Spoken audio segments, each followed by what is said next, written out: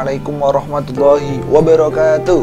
Selamat Hari Raya Idul Adha 1443 bagi kalian yang merayakan. Oke, gimana, sudah nyate apa belum?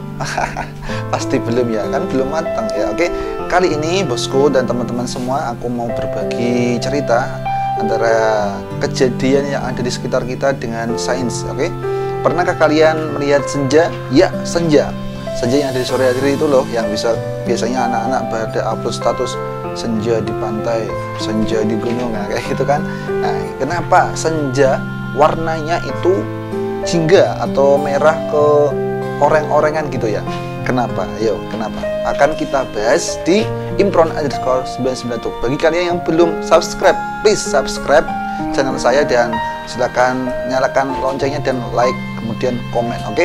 Warna jingga pada senja, baik di sore hari ataupun di pagi hari waktu subuh itu, nah ini disebabkan salah satunya karena posisi matahari yang lebih rendah daripada posisi kita, sehingga ketika cahaya menembus atmosfer yang lebih tebal itu perlu panjang gelombang yang lebih panjang. Saat matahari berada di ufuk timur maupun di ufuk barat, sudut matahari itu relatif lebih kecil dibanding dengan sudut kita yang berada di bumi.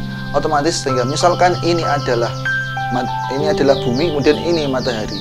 Ketika posisi matahari berada di lebih rendah daripada bumi, nah, maka ketika ingin memancarkan cahaya di sini, nah itu butuh apa? Butuh tenaga yang ekstra atau butuh panjang gelombang yang lebih banyak, karena ketika di sini itu atmosfer yang harus dilewati itu lebih banyak.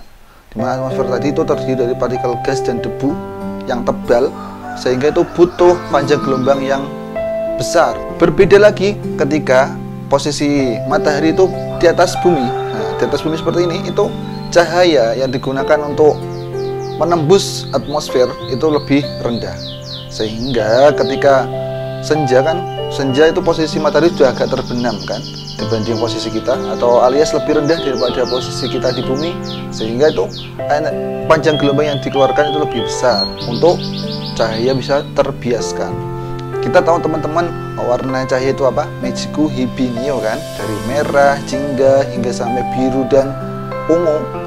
Itu dari merah yang paling tinggi, kemudian jingga, kemudian untuk sampai ke biru itu yang lebih rendah. Pada posisi matahari yang lebih rendah dibandingkan posisi bumi, itu warna cahaya seperti biru, kemudian nila ataupun ungu itu lebih mudah dihamburkan sebelum mencapai mata kita. Namun panjang gelombang yang tinggi seperti merah ataupun jingga itu berhasil melewati atmosfer tadi yang tebal. Nah, sehingga warna yang kita lihat atau yang warna tampak pada mata kita yaitu jingga ataupun kadang merah-merahan gitu kan. Nah, itu ya intinya, semakin tebal lapisan yang dilewati, maka semakin banyak pula cahaya yang dibiaskan.